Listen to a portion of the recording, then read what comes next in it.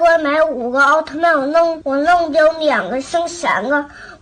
5加2等于1，加2等于1。造孽！不知道这段视频有没有勾起你对应试教育的回忆，或者正在经历应试教育的你有没有产生强烈的共鸣？觉得说生活中自己可精明了，精打细算，但是变成理论知识学习的时候，总觉得有哪里不得劲。前几期呢，我们分享了满足探索欲和满足意义感的学习方式、学习诀窍，收到了小伙伴的一致好评。这期呢，我们要满足的其实就是应试教育里最大的短板，也就是体验感。按照 MBTI 理论的分类呢，会更适合 SP 人格类型的认知模式但是对于任何希望做短期学习的小伙伴都非常的实用。我是莎莎，专业人格分析师，感兴趣的话别忘了一键3连哦。体验感其实是所有人都非常需要的东西，我们需要得到现实的回馈，来体验到自己学习知识的用处，需要感到舒服自在更自然，而不是刻意的投入学习。虽然在学习中可能处处都有约束学习的内容呢也不能全部的应用到生活，但是莎莎我还是找到了4个超级好用的诀窍，来最大程度的满足我们学习中的体验感，或者呢特别是帮助那些特别擅长体验、特别追求体验，但是对理论学习可能有点吃力的小伙伴，帮助他们去找到一个学习的诀窍。第一个诀窍，只设定及时反馈的学习目标。什么意思呢？如果你要复习数学代数不要去定目标说我完成这套练习册，或者我去把相关的知识点看一遍背一遍这样真的驱动不了你，因为根本没有真实感，没有体验感，你对于自己是否学成了，你得不到现实的回馈那要设定什么样的目标呢？你不想学没关系，我们就从不想学的角度出发，我们就直接上考核，就是我们可以告诉自己说只要在有的时间内在规定的时间内考多少分，那我们就用不着再多看这个知识一眼了。现在其实获取这些模拟考核的渠道有很多，你可以从网上找相关的试卷或者把一些练习题组合起来模拟真实的那种考试的排版总之就是给自己一个和现实相关性最大的一个任务。毕竟本身短期的目标就是应付考试，那越清晰的在为了应付考试而准备，你的内心的这种驱动力会感觉越真实，越能够让你动起来。其实本质还是刷题，但是你的思路完全不一样。而当你真正的模拟考核开始的时候，比如说你发现自己我真的没办法在规定的时间内做出这期题，就会让你更真实的知道说我确实好像熟练度不够确实学会他们是有必要的。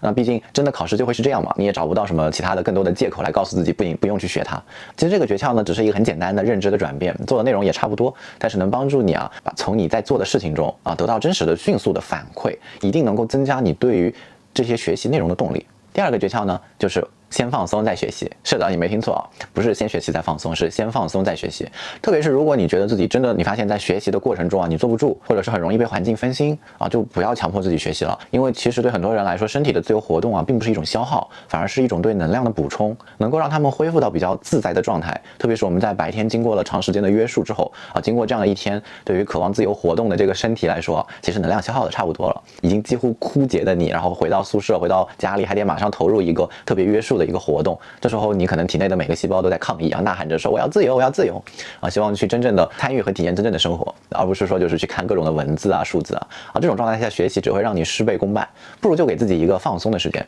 哪怕自己感觉到不累，仍然可以有规律的给自己一些自由的休息做一些想做的事情。这真的是很朴实的诀窍，但是你只要试试看，一定会发现非常有帮助。另外也许有很多家长要求你坐有坐相，站有站相，但是咱们的目标如果只是学习本身的话这还真的不是那么重要，甚至会起到反作用。如果你真的觉得自己很难静下心，不妨给自己一点放松的小动作，你一边转转笔，一边哼哼歌，一边听听音乐，这些能带来互动感、体验感的活动，一定程度上可以弥补你坐在那里的一种枯燥算是一种消解反而能够帮助你去集中精神来学习。第三个诀窍，想办法把学的内容变得可视化、生活化。这又是一个很简单的诀窍。可视化、生活化听起来很高大上，实际上呢却真的非常的简单。比如你在学习苹果这个单词，你就找机会吃个苹果再不济你找点苹果的图片看一看，欣赏一下不同样子的苹果，这可以增加你对这些知识的体验感，真正的把它们和生活实际联系起来。那有人会问，那对于那些更复杂的知识怎么办给大家一个关键词，应用。不管什么知识都可以用这个关键词去搜索一下，比如代数在生活中的应用，磁场在生活中的应用等等。搜到之后再去看看相关的视频和图片其实互联网上有特别多特别棒的把知识结合生活分享的博主比如莎莎个人就很喜欢一个叫不刷题的吴姥姥真的是学习物理的有宝藏。但是这种诀窍有一个特别重要的前提，就是当你遇到什么知识的时候，马上用。不要等，千万不要等。你可能等着说那我以后回头来看，然后一起来结合学。特别是你觉得不够直观的知识，真的不要等待。为什么呢？因为你一旦很快的去把这个知识结合视觉、